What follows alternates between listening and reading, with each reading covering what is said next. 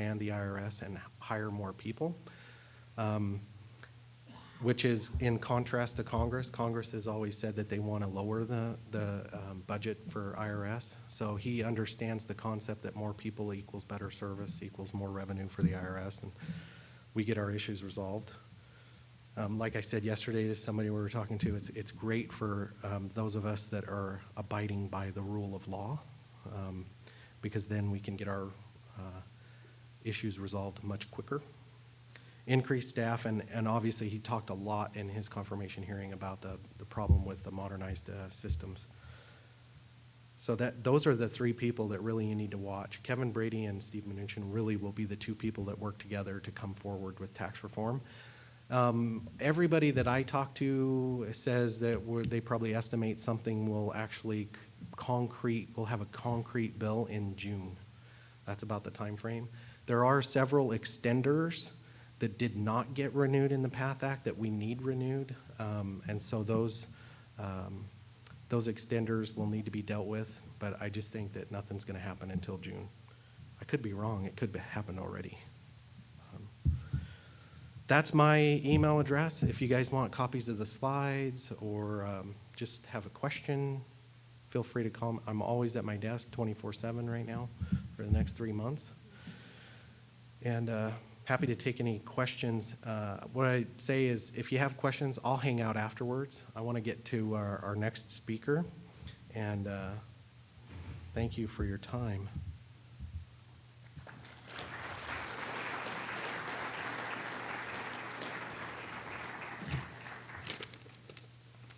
So our next speaker, I am very proud to introduce.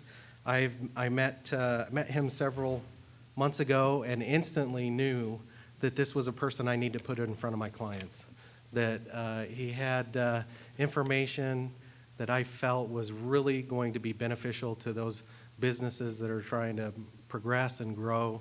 And so I hope you'll find his words as inspiring as I do. Mark is recognized as a thought leader on operational excellence in our world of increasing polarity, complexity, and speed of change. He partners with the senior leaders and governing boards of global businesses, increasing the capability of organizations to lead, innovate, and transform through both small and large-scale change initiatives. Mark's work spans more than 30 years of consulting the leaders of some of the world's leading companies in countries throughout North and South America, the Caribbean, United Kingdom, and Europe-wide, and Asia. He has published works, including books on strategic change, leadership, and operational excellence. His clientele also include educational institutions such as the University of California, University of Texas, Seattle University, and the University of Notre Dame. Please join me in welcoming Mark Sobel.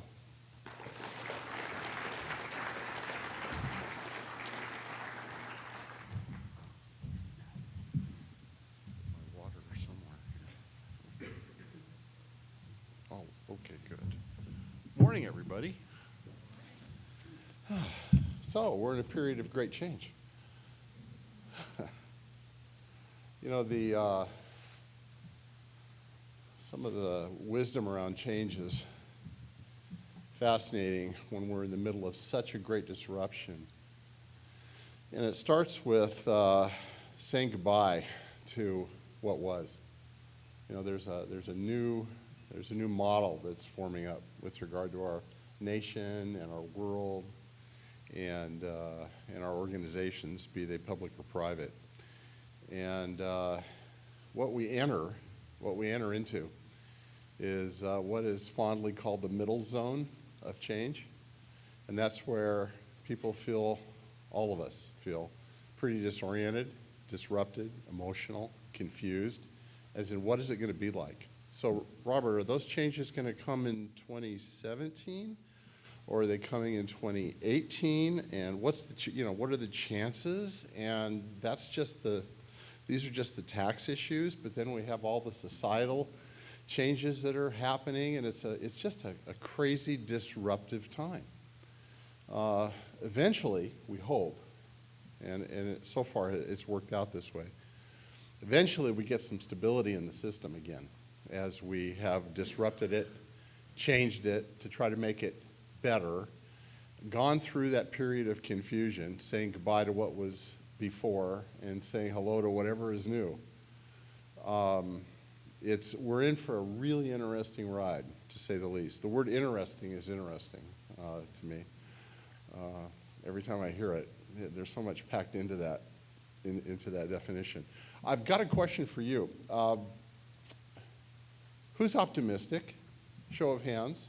Who's optimistic? I love that. I love that. Who's on the fence? Anybody on the fence? Yeah, a few on the fence. And who's gloomy? Who's feeling a little gloomy? All right, all right. This is great. I love that. I didn't know what I'd see or hear today in terms of optimism. I think there's a lot of reason to be optimistic given who we are in this state and who we are as Americans. So I want to talk to you about disruption and what organizations do to change. And it's all about visionary leadership. Back in 1992, I had the privilege of working with colleagues to create an approach to developing organizations and to making them better every day. And it was called, the book was called The Visionary Leader. And we, through our research, came to the conclusion that if an organization had an organizing principle, a vision, that that organization over time could be significant, it could be dominant, it could be sustainably successful. And the definition of vision, the way we put it out, was number one, a mission that addresses who are we, what do we do, for whom and why. A mission, okay, that's element number one. Element two, our guiding principles involving how we work together. What kind of culture, what kind of family, what kind of environment are we creating given how much time we spend with each other? And number three, guiding principles around the quality of what we do for our customers. So those three things, mission, guiding principles on teamwork, and guiding principles on quality. And over time, over the last 25, 30 years, this process that we put in place for organizations has made some substantial and sustainable change. And I'll tell you some stories. So I come to you with a lot of stories today. April 20, 2010. I'm in London, and I'm coming out of a meeting at BP. And it was internal audit, and I was walking out of the day-long meeting, and I go to my computer, as I always do when I travel internationally, and open it up and go to CNN because I want to know what's happening back home.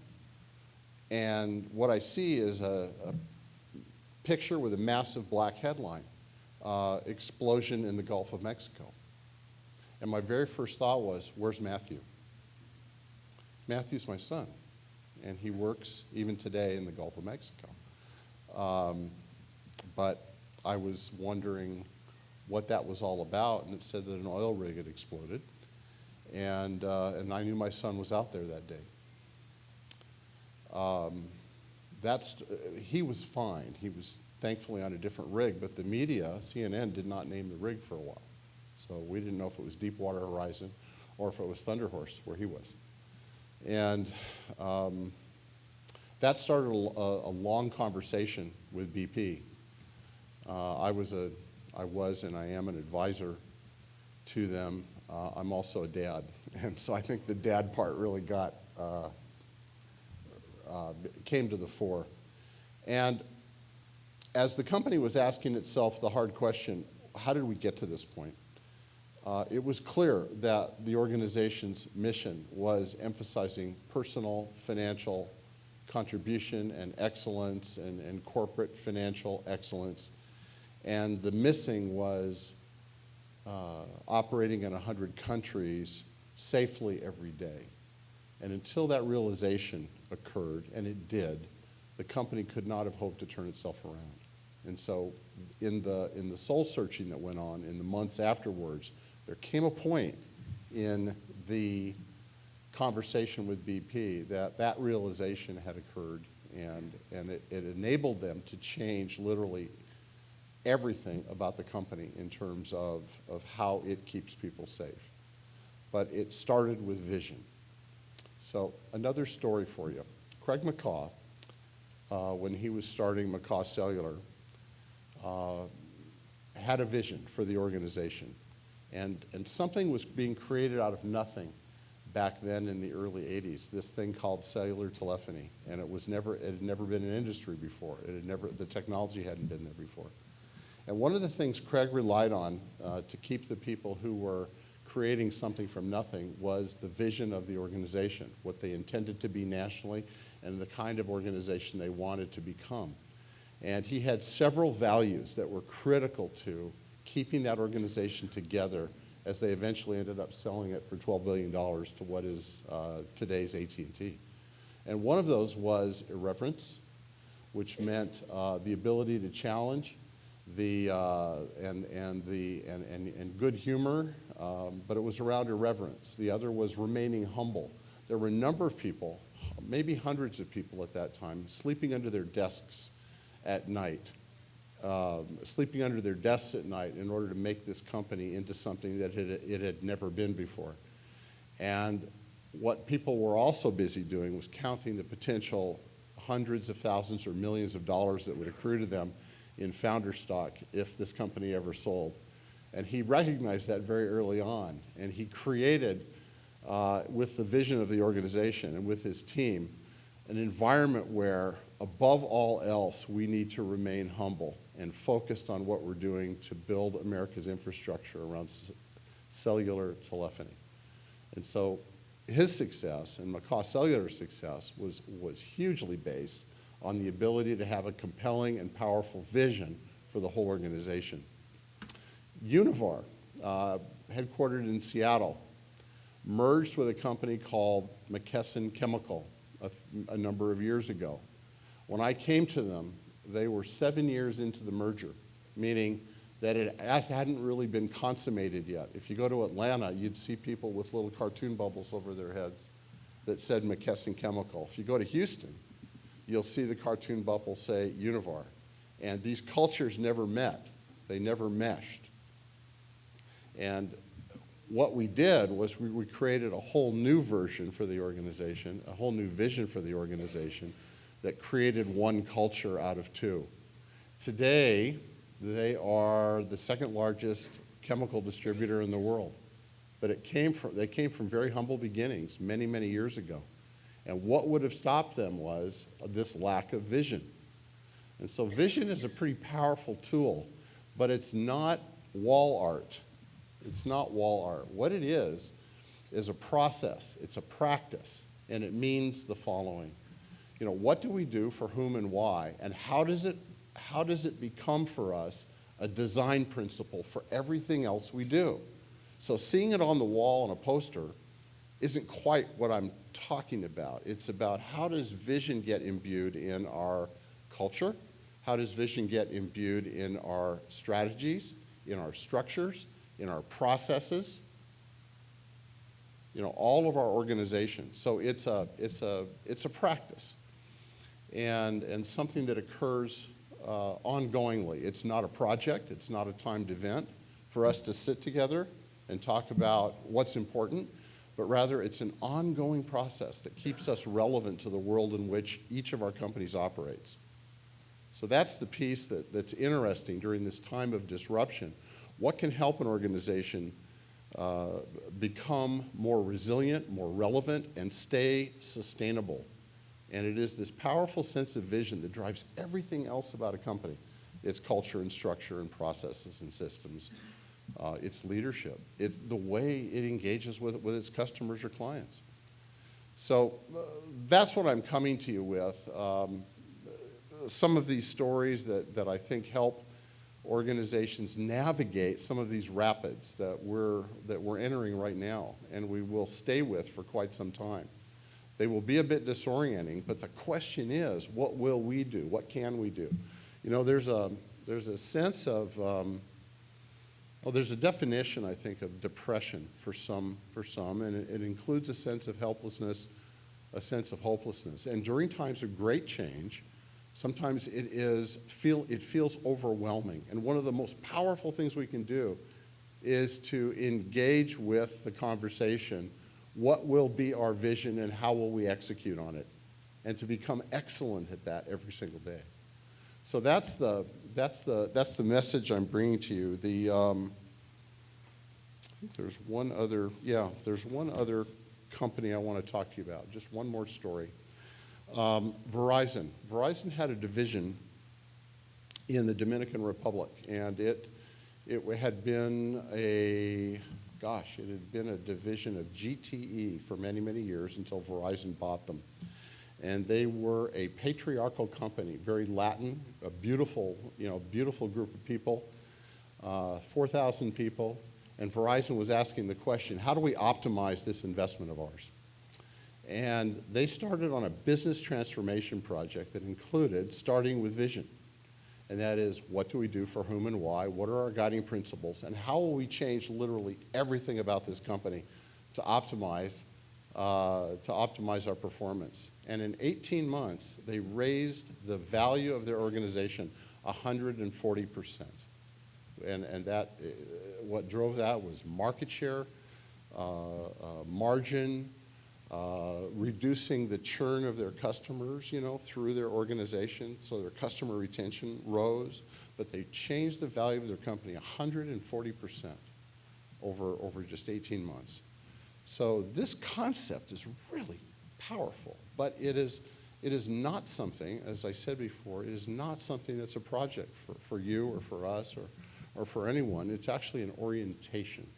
And the last story I want to tell you is about my trip back from Washington, D.C. two and a half weeks ago. So I came back at about 7 o'clock here to Boise, and I live in Sun Valley, so I rented a car and proceeded at about 8:30 that night to head through Mountain Home and up into, up through 20 and trying to get home. And I see a couple of oncoming cars, their lights in the distance. So I dim my lights a little bit. I dim my lights. They dim theirs.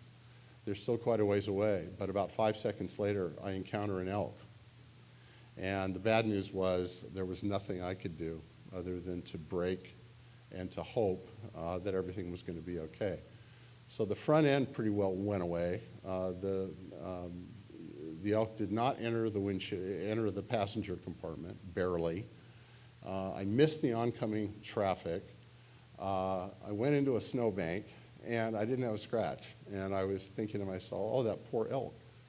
It was as traumatic an experience. I'm sure you've had this experience, several of you. But it sure shook me and got me thinking, what does all this mean? What does all this mean? And I finally make my way to Sun Valley with a new rental car. Hertz was very kind to give me a new victim that night. And I finally get over to Sun Valley in the morning, daylight. And I'm meeting with my best friend Bob. We're having lunch, and he said, "Mark, Bob's a marriage and family therapist and a mediator."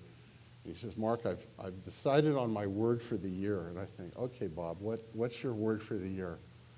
And he said, "It's courage." Okay, that sounds great, Bob. And he said, "Well, there's a bigger story. There's these mountain lions that have come into our neighborhood in Sun Valley, and no one knows why they've come down into our neighborhood, but it could be the snows. And as I was coming out of my garage yesterday, there was this mountain lion. And we had a moment, this mountain lion and I. We had a moment. We looked at each other. And he slowly turned away and decided to walk away slowly, but then bolt up a tree 30 feet up. He said, I went back into my house, and I went to my computer and I looked up, what is it, in Native American lore, what does the mountain lion stand for? And it was courage. Courage. And he said, I was floored. That's my word. That's what I'm focusing on this year. I said, okay, Bob, so what about an elk? I told him the story of the elk. I think I sort of have to honor what happened yesterday. And he said, the elk, oh, that's easy. When the mountain lion chases the elk up the mountain, what the mountain lion has is courage, certainly. It also has speed. Speed. What the elk has is stamina. And if that elk has enough of a lead, he'll make it up that mountain, and that mountain lion will be left behind. And I thought, that stuns me. That is amazing. You know, as I think about my adventure yesterday and the death of that elk, and the idea of stamina, and the fact that we're in disruptive times, and working with clients is not a one-off thing, but I'm trying to teach a new way, or a way of operating a business that will stand the test of time so that we are all sustainable. Stamina, that's what it's going to take, stamina. So that was my lesson from the elk in any event. A couple of other things I want to end with, and that is that there's a secret sauce to what I'm talking about. And so we can read a cookbook, you know, but we don't always get the inside moves of what the chefs have. But the secret sauce is this: vision is a conversation inside an organization that doesn't only exist at the top with the partners that own it, or the CEO and their, you know, and her direct reports. Vision is a conversation throughout an organization to answer the question, what do we do, for whom, and why? It's an all-encompassing conversation. It's an involving process. You know, the old days when I started, just a couple of years ago, in the old days, the folks at the top would have their big conversation in their airless conference room with the blue sky, and then come out to a meeting like this and say, this is our new vision. And talk amongst yourselves and try to create some meaning for yourselves. And let us hear back from you, you know, what you think of it. And that used to be called engagement. Engagement. Which doesn't sound that way anymore to me. But what we offer, what we promote these days is involvement.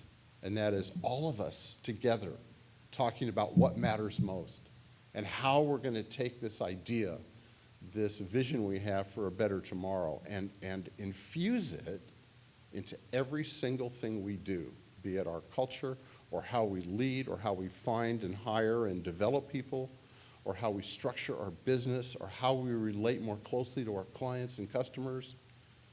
It's got to be everybody in the pool. So it's a different day than it was years ago, 30 years ago. So it's an ongoing conversation, not at the top, and everybody's in the pool.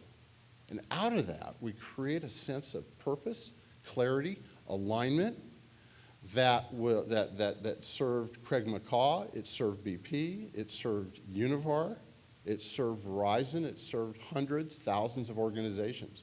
But that's the secret sauce. It's an involving approach to building an organization forever, building a sustainable organization. So that's what I offer to you, and that is a new look at what we've heard about, what we heard from George Bush, remember? The vision thing. A new look at what vision really is and how vision works in the best organizations. I'm happy to take questions, if you have any today, and happy to follow up with you afterwards as well. Thank you.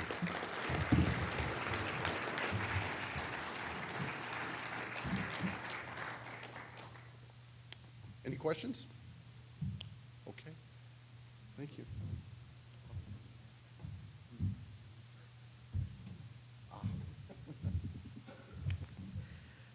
So that concludes our program. We're Again, very appreciative of everybody coming this morning. I'd just like to thank the speakers, Mark Sobel and Director Ronk, for coming. There's still some members of Commerce here, so if you guys have some questions, we'll all be here for a while, and happy to answer any questions after the program. And thank you. Oh, I'm supposed to. Yeah, she's waving at me in the back. If you are desiring to get CPE for this, you need to fill out the survey that's on the table and turn it in on the way out. Thank you all for coming, and have a great day.